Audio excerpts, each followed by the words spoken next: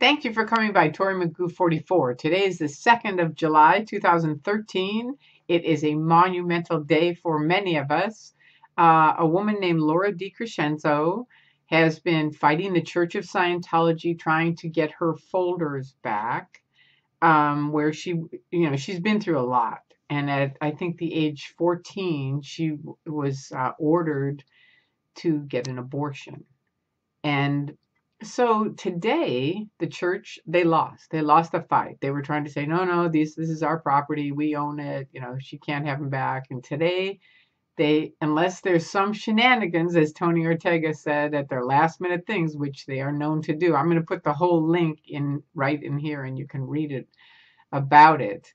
But I wanted to give my 2 cents on it as far as what is in a folder. What would be in a folder that maybe could be because people have they're like, oh, wow, this is really going to be horrible.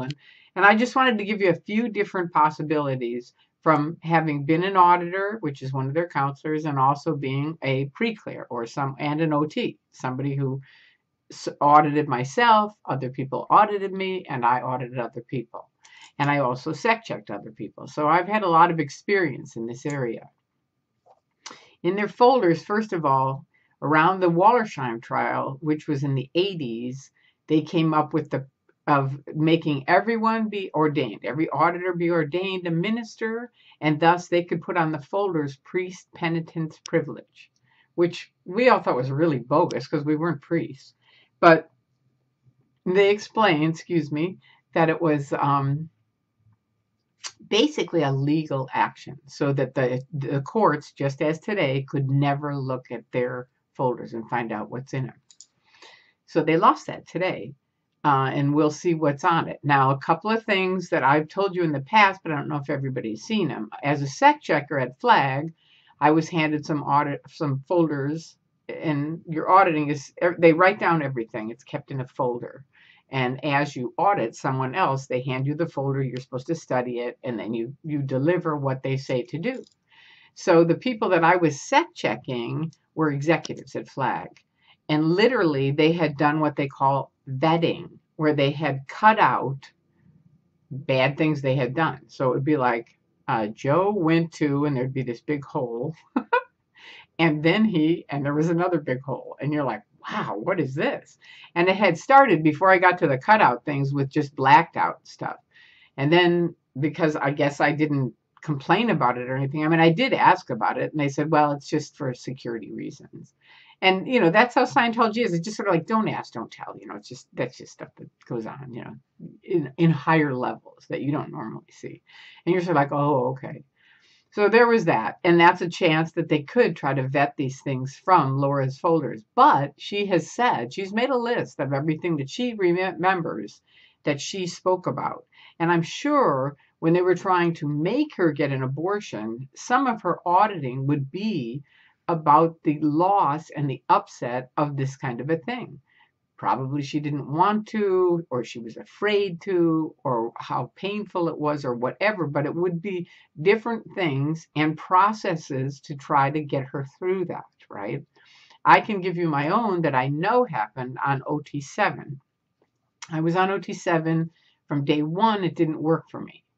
And remember, since 1972, L. Ron Hubbard had sent me a letter saying, because I had to get back on my medicine. I was having a very hard time. And he finally said, look, just, get back, go into the HGC, get auditing, continue on up the line, and we'll see you up the line. Meaning up the bridge, when I finally handled epilepsy with auditing, which is completely bogus when you think about it. There's nothing. And they finally admitted that. Well, they never admitted that there was nothing that could handle it, but they certainly let me take my medicine. Finally, after I fought them for 27 years or something, I finally got an okay from the RTC, their top dogs. But point is that, it was a long haul, and something that was painful and awful. And on OT7, for 7 years, I stayed on it. But all through my folders, you can read, I want off this level. It doesn't work.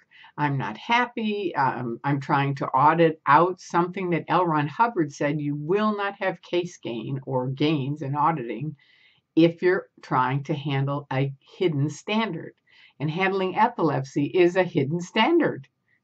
So it was like, hello, let me off the level. And 7 years of my auditing, pretty much, if you went through my OT7 folders, it's let me off. Please let me off. I'm begging you. This isn't working. It isn't right. Something's wrong, which Miscavige finally had his big event announcing it was wrong. They had trained us wrong. And then we had to pay $25,000 to redo what he'd announced they'd trained us wrong in. It's total insanity.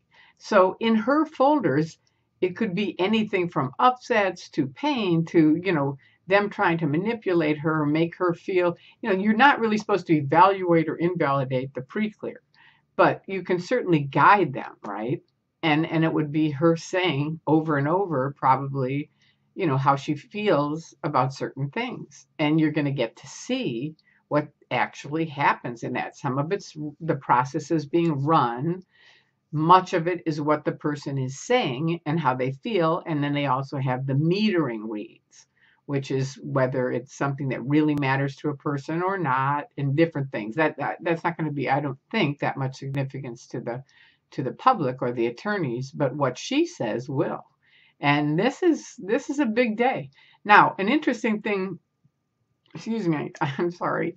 An interesting thing in Tony's write-up, he said that they're going to put it apparently on a disc, which to me is very fishy because Scientology's always kept that hardcore. Because I used to say, why don't you put these on computers or something, because they've got folders, just thousands of folders from people. And I was like, you can't keep all this forever.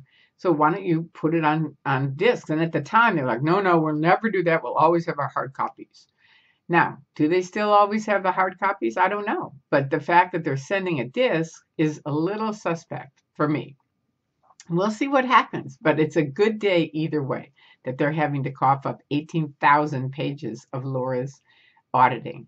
And I wish her the best of luck. And to everyone out there who has spent years helping fight this organization, I thank you all the time. And I tell you it, and I will continue to tell you, it really means a lot. These kind of things that happen is accumulation of tons and tons of people working on it, and directly and indirectly. So I thank you all, and I love you all, and we'll see what happens. All right, peace out. And remember, the link is in here as far as Tony's write-up on it. Okay, peace out. Bye-bye.